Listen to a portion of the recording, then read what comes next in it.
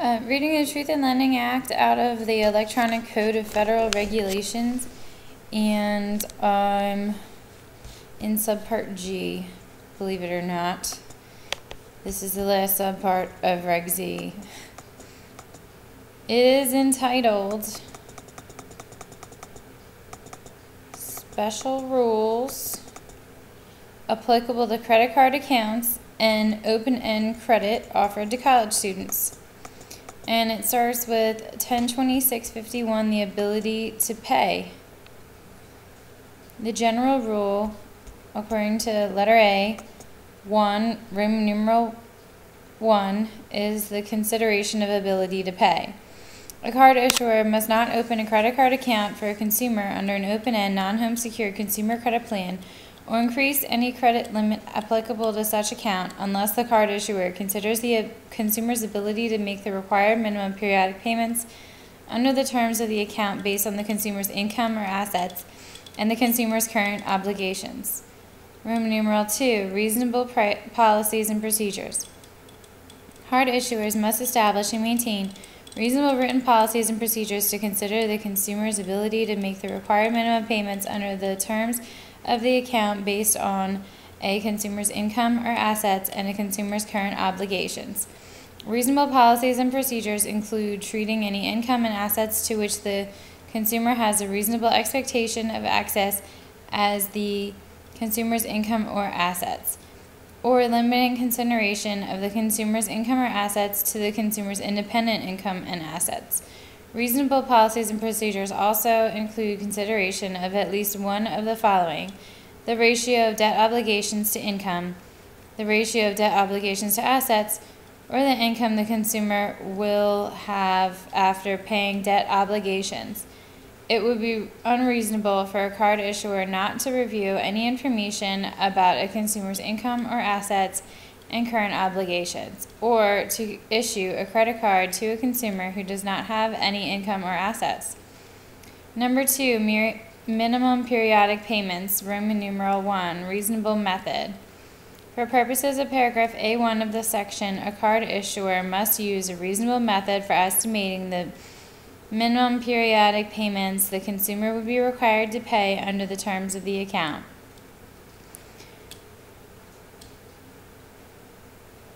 Roman numeral 2, under minimum periodic payments, safe harbor.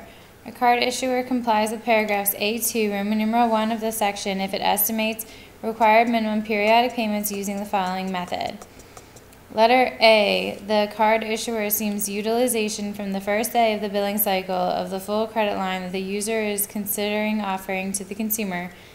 And B, the card issuer uses a minimum payment formula employed by the issuer for the product the issuer is considering offering to the consumer, or, in the case of an existing account, the minimum payment formula that currently applies to the account, provided that, number 1, if the applicable minimum payment formula includes interest charges, the card issuer estimates those charges using the N interest rate that the issuer is considering offering to the consumer for purchases, or, in the case of an existing account, the interest rate that currently applies to the purchases. And 2, if the applicable minimum payment formula includes mandatory fees, the card issuer must assume that such fees have been charged to the account. Letter B, rules affecting young consumers. Number 1, applications from young consumers. The card issuer may not open a credit card account under an open-end, non-home secured consumer credit plan for a consumer who is at least 21 years old to be either, consumer less than 21 years old, unless the consumer has submitted a written application and the card issuer has, Roman numeral 1, financial information indicating the consumer has an independent ability to make the required minimum periodic payments on the proposed extension of credit in connection with the account, or Roman numeral 2, a signed agreement of a co-signer, guarantor, or joint applicant who is at least 21 years old to be either secondarily liable for any debt on the account incurred by the consumer before the consumer has attained the age of 21, or jointly liable with the consumer for any debt on the account, and B, financial information indicating such co-signer, guarantor, or joint applicant has the ability to make the required minimum periodic payments on such debts consistent with paragraph A of this section.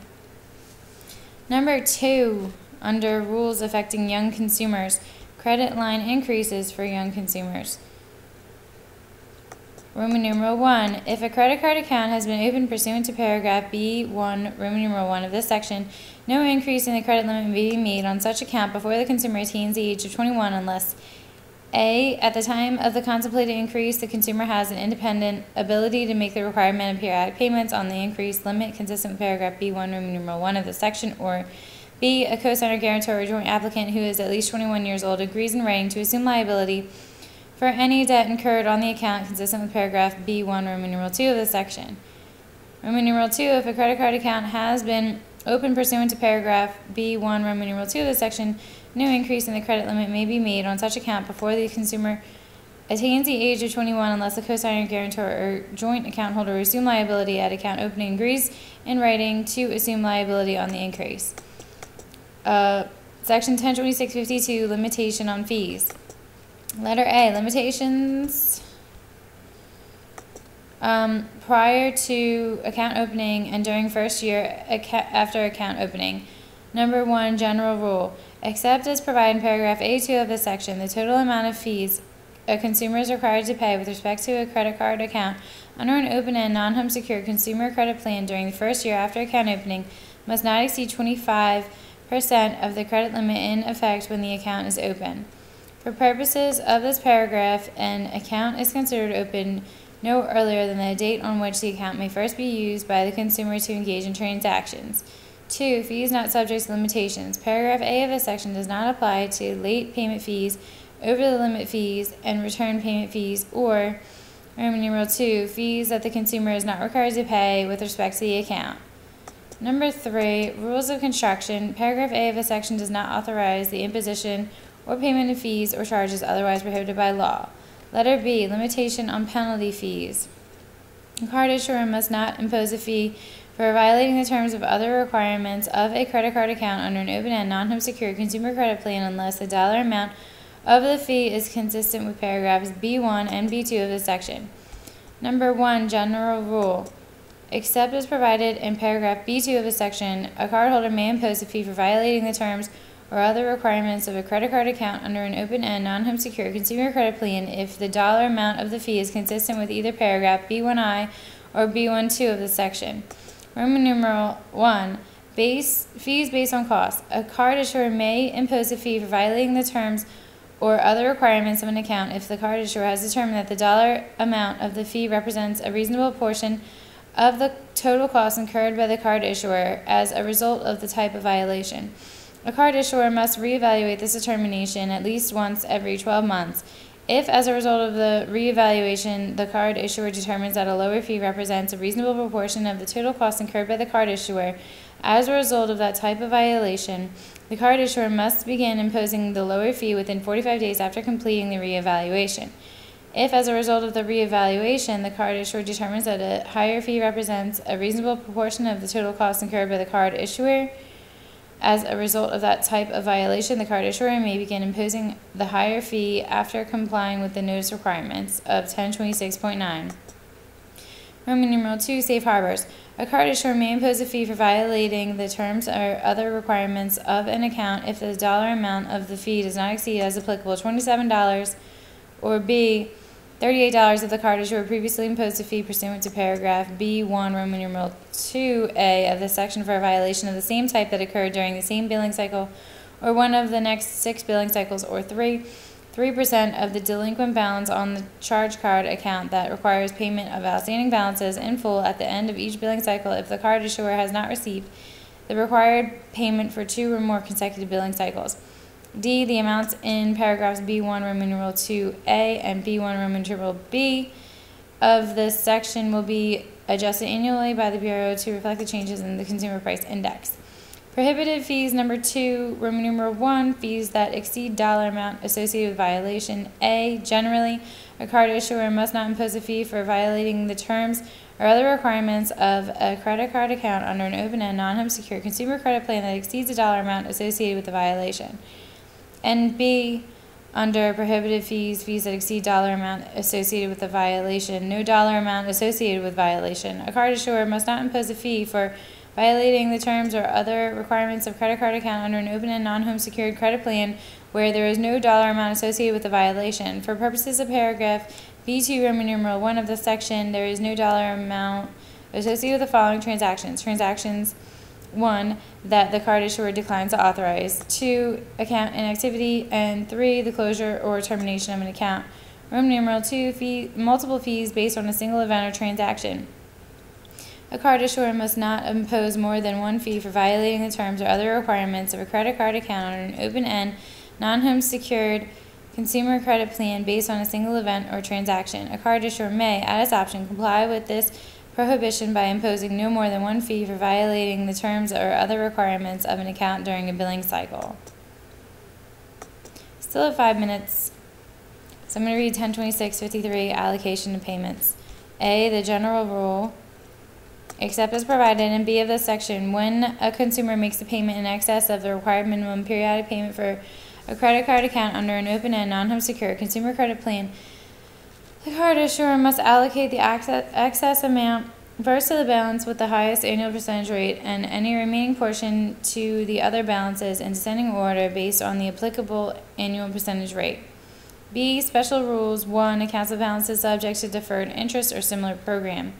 When a balance on a credit card account under an open-end, non-home secured consumer credit plan is subject to a deferred interest or similar program that provides that a consumer will not be obligated to pay interest that accrues on the balances if the balance is paid in full prior to the expiration of a specified period of time. And I last 2 billing cycles, Roman numeral 1. The card issuer must allocate any amount paid by the consumer in excess of the required minimum periodic payment consistent with paragraph A of the section, except that during the 2 billing cycles immediately preceding expiration of the specified period, the excess amount must be allocated first to the balance subject to the deferred interest or similar program, and any remaining portion allocated to any other balances consistent with paragraph A of this section. Or, Roman numeral 2, consumer requests, the card issuer may, at its option, allocate any amount paid by the consumer in excess of the required minimum periodic payment among the balances on the account in the manner requested by the consumer. Number 2, under B, special rules, accounts with secured balances. When a balance on a credit card account under an open-end, non-home secured consumer credit plan is secured, the card issuer may, at its option, allocate any amount paid by the consumer in excess of the required minimum periodic payment to that balance if requested by the consumer. Section 1026.54, limitation on the imposition of finance charges. A, limitation on imposing finance charges as a result of the loss of a grace period. 1. General rule. Except as provided in paragraph B of this section, a card issuer must not impose finance charges as a result of the loss of a grace period on a credit card account under an open-end, non-home secured consumer credit plan if those finance charges are based on Roman numeral 1, balances for days and billing cycles that precede the most recent billing cycle, or Roman numeral 2, any portion of a balance sheet to a grace period that was repaid prior to the expiration of the grace period. Number 2, definition of grace period. For purposes of paragraph A1 of this section, grace period has the same meaning as in 1026.5b2 Roman numeral 2b3. Letter B, exceptions. Paragraph A of the section does not apply to 1. Adjustments to finance charges as a result of the resolution of a dispute under 1026.12 and 1026.13, or adjustments to finance charges as a result of the return of a payment. 1026.55, titled Limitations on Increasing Annual Percentage Rates, Fees, and Charges. General rule. A, except as provided in paragraph B of this section, a card issuer must not increase an annual percentage rate or a fee or charge required to be disclosed under 1026.6 B2 Roman numeral 2, B2 Roman numeral 3, or B2 Roman numeral 7 on a credit card account under an open-end, non-home secured consumer credit plan. B, exceptions. The card issuer may increase an annual percentage rate or other fee or charge required to be disclosed under 1026.6 B2 Roman numeral 2, 3, or 7 pursuant to an exception set forth in this paragraph, even if that increase would not be permitted under a different exception. Number 1 under exception is the temporary rate, fee, or charge exception.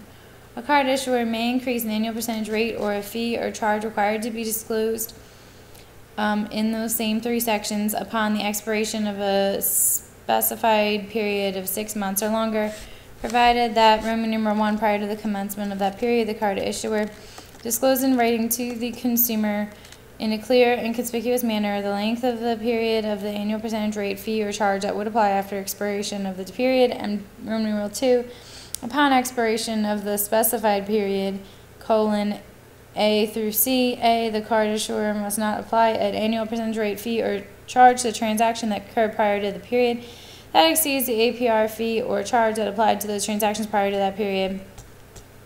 B, if the disclosures required by paragraph B1I of the section are provided pursuant to 1026.9c, the card issuer must not apply an annual percentage rate, fee, or charge to transactions that occurred within 14 days after provision of the notice that exceeds the APR, fee, or charge that applied to that category of transactions prior to the provision of the notice. And C, the card issuer must not apply an annual percentage rate, fee, or charge to transactions that occurred during the period that exceeds an increased annual percentage rate, fee, or charge disclosed pursuant to paragraph B1, Roman numeral 1 of this section. Number 2, variable rate exception. A card issuer may increase an annual percentage rate when I, the annual percentage rate, varies according to an index that is not under the card issuer's control and is available to the general public, and Roman numeral 2, the increase in the annual percentage rate is due to an increase in the index. Number 3, advance notice exception. A card issuer may increase an annual percentage rate or a fee or charge required to be disclosed under the same sections I mentioned before after complying with the applicable notice requirements in 1026.9 B, C, or G, provided that Roman numeral 1 through 3. 1. If the card issuer discloses an increased APR, fee, or charge pursuant to Section 9B, the card issuer must not apply that rate, fee, or charge to transactions that occurred prior to provision of the notice. And Roman numeral 2, if a card issuer discloses an increased APR, fee, or charge pursuant to that section C or G, 9, C or G, card issuer must not apply that rate, fee, or charge to transactions that occurred prior to or within 14 days after provision of the notice. And 3, this exception does not permit a card issuer to increase an APR or fee or charge required to be disclosed under 1026.6 B2, Roman numeral 2, 3, or 7 during the first year after the account is open, while the account is closed, or while the card issuer does not permit the consumer to use the account for new transactions. For purposes of this section, an account is considered open no earlier than the date on which the account may first be used by the consumer to engage in transactions. Number 4, delinquency exception. The card issuer may increase an annual percentage rate or fee or charge required to be disclosed under those same 3 sections due to the card issuer not receiving the consumer's required minimum periodic payment within 60 days after the due date for that payment, provided that Roman numeral 1, the card issuer must disclose in a clear and conspicuous manner in the notice of the increase pursuant to 1026.9 C or G, A, statement of the reason for the increase, and B, that the increased APR, fee, or charge will cease to apply if the card issuer receives 6 consecutive required minimum periodic payments on or before the payment due date, beginning with the first payment due following the effective date of the increase, and 2, if the card issuer receives 6 consecutive required minimum periodic payments on or before the payment due date, beginning with the first payment due following the effective date of the increase, the card issuer may reduce the annual percentage rate, fee, or charge increase pursuant to the exception to the APR, fee, charge that applied prior to the increase with respect to transactions that occurred prior to the 14 days after provision of the 1026.9 C or G notice. Number 5, workout and temporary hardship arrangement exception. A card issuer may increase an APR or a fee or charge required to be disclosed under 1026.62 Roman numeral 2, 3, or 7 due to the consumer's completion of a workout or temporary hardship arrangement or the consumer's failure to comply with the terms of such an arrangement, provided that 1 and 2, 1, prior to commencement of the arrangement, except as in 1026.9 C2 Roman numeral 5D, the card issuer has provided the consumer with a clear and conspicuous written disclosure of the terms of the arrangement, including any increases due to the completion or failure of the arrangement, and Roman numeral 2, upon the completion or failure of the arrangement, the card issuer must not apply to any transaction that occurred prior to commencement of the arrangement an annual percentage rate, fee, or charge that exceeds the annual percentage rate, fee, or charge that applied to those transactions prior to commencement of the agreement. Number 6, Service Member Civil Relief Act exception. If an annual percentage rate or fee or charge required to be disclosed under 1026.6 B2 Roman numeral 2, 3, or 7 had been decreased pursuant to the Service Member Civil Relief Act, or a similar federal or state statute or regulation, a card issuer may increase that annual percentage rate, fee, or charge once the statute or regulation no longer applies, provided that the card issuer must not apply to any transactions that occurred prior to the decrease of the APR fee or charge that exceeds the APR fee or charge that applied to those transactions prior to the decrease. Letter C, treatment of protected balances. Number 1, definition of protected balance. For purposes of this paragraph, protected balance means the amount owed for a category of transactions to which the increased APR rate or increased fee or charge required to be disclosed under those same 3 sections I've been reading over and over cannot be applied after the APR fee or charge for that category of transactions has been increased pursuant to paragraph B3 of this section.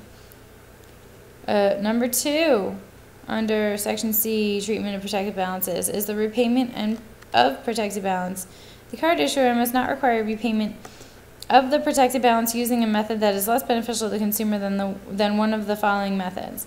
Numeral 1, the method of repayment for the account before the effective date of the increase, an amortization period of not less than 5 years beginning no earlier than the effective date of the increase, or 3, a required minimum periodic payment that includes a percentage of the balance that is equal to no more than twice the percentage required before the effective date of the increase. Letter D, continuing application. This section continues to apply to a balance on a credit card account under an open-end, non-home secured consumer credit plan after the account is closed or acquired by another creditor, or 2, the balance is transferred from a credit card account under an open-end, non-home secured consumer credit plan issued by a consumer to another credit account issued by the same creditor or an affiliate or subsidiary, unless the account to which the balance is transferred is subject to 1026.40, which is HELOCs. Alright, the next section, 1026.56, isn't that long, so I guess I'm just going to keep reading, even though I'm getting way over my 15-minute mark. This section is titled Requirements for Over-the-Limit Transactions. A, definition. For purposes of this section, the term over-the-limit transaction means any extension of credit by a card issuer to complete a transaction that causes the consumer's credit card account balance to exceed the credit limit. B, opt-in requirement. 1, general.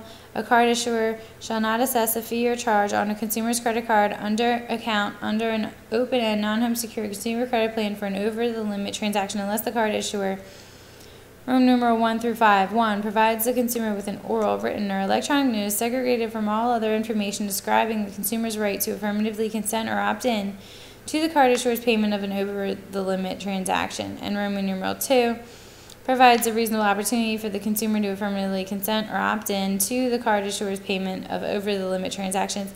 3rd, obtain the consumer's affirmative consent or opt in to the card issuer's payment of such transactions.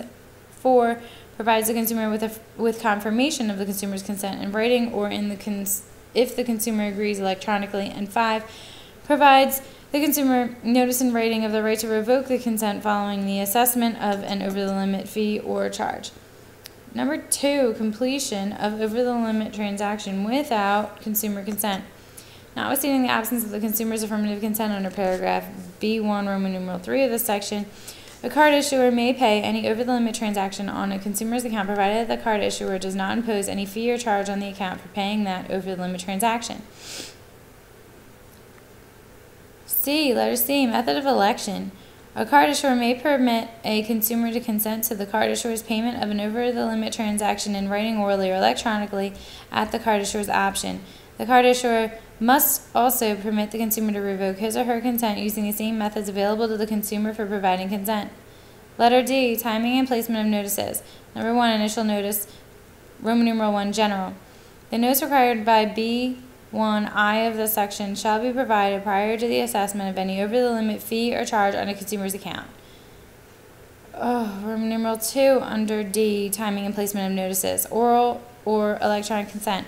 If a consumer consents to the card issuer's payment of any over-the-limit transaction by oral or electronic means, the card issuer must provide the notice required by paragraph B1I of this section immediately prior to obtaining that consent. Number 2, confirmation of opt-in. The notice required by paragraph B1, Roman numeral 4 of this section may be provided no later than the first periodic statement sent after the consumer has consented to the card issuer's payment of over-the-limit transactions.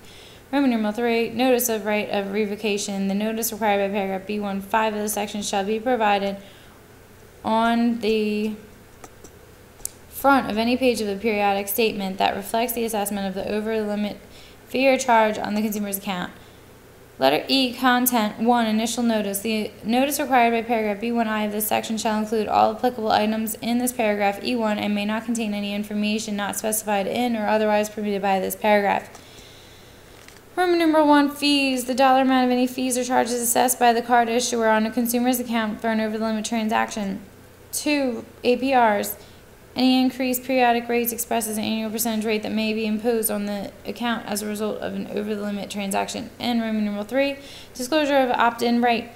An explanation of the consumer's right to affirmatively consent to the card issuer's payment of over-the-limit transactions, including the method by which the consumer may consent. Number 2, subsequent notice. The notice required by paragraph B1(5) of the section shall describe the consumer's right to revoke any consent provided under paragraph B1 Roman numeral 3 of the section, including the methods by which the consumer may revoke. Number 3, safe harbor. Use forms G25A or G25B of Appendix G to this part or substantially similar notices constitutes compliance with the notice content requirements of paragraph E of this section. F, joint relationships. If 2 or more consumers are jointly liable on a credit card account under an open-end, non-home secure consumer credit plan, the card issuer shall treat the affirmative consent of any of the joint consumers as affirmative consent for that account. Similarly, the card issuer may treat a revocation of consent by any of the joint consumers as revocation of consent for that account. G, continuing right to opt-in and revoke opt-in. The consumer may affirmatively consent to the card issuer's payment of the over-limit transactions at any time in the manner described in the notice required by paragraph P1 Roman numeral I of this section. Similarly, the consumer may revoke the consent at any time in the manner described in the notice required by paragraph B1(5) of this section. H, duration of opt-in. A consumer's affirmative consent to the card issuer's payment of over-the-limit transactions is effective until revoked by the consumer, or until the card issuer decides for any reason to cease paying over-the-limit transactions for the consumer. Roman numeral, or maybe just letter I, time to comply with revocation request. A card issuer must comply with the consumer's revocation request as soon as reasonably practicable after the card issuer receives it. J, prohibited practices. Notwithstanding a consumer's affirmative consent to a card issuer's payment of over-the-limit transactions, a card issuer is prohibited from engaging in the following practices. 1, fees for charges imposed per cycle. Roman numeral 1, general rule. A card issuer may not impose more than 1 over-the-limit fee or charge on a consumer's credit card account per billing cycle, and in any event, only if the credit limit was exceeded during the billing cycle. In addition, except as provided in paragraph J1 Roman numeral 2 of this section, a card issuer may not impose an over-the-limit fee or charge on the consumer's credit card account for more than 3 billing cycles for the same over-the-limit transaction where the consumer has not reduced the account balance below the credit limit by the payment due date for either of the last 2 billing cycles. Roman numeral 2, exception. The prohibition in paragraph J1 of this section on imposing an over-the-limit fee or charge in more than 3 billing cycles for the same over-the-limit transaction does not apply if the over-the-limit transaction occurs during either of the last 2 billing cycles. 2, failure to promptly replenish. A card issuer may not impose an over-the-limit fee or charge solely because of the card issuer's failure to promptly replenish the consumer's available credit following the crediting of the consumer's payment under 1026.10. 3, conditioning. A card issuer may not condition the amount of a consumer's credit limit on the consumer affirmatively consenting to the card issuer's payment of over-the-limit transactions if the card issuer assesses a fee or charge for such service. And 4, over-the-limit fees attributed to fees or interest. A card issuer may not impose an over-the-limit fee or charge for a billing cycle if the consumer exceeds a credit limit solely because of fees and interest charged by the card issuer to the consumer's account during that billing cycle. For purposes of this paragraph J4, the relevant fees or interest charges are charges imposed as part of the plan under 1026.6b3. I'm going to break before I go into the next section, which is reporting and marketing rules for college student open-end credit, just because that's like part 2 of Subpart G.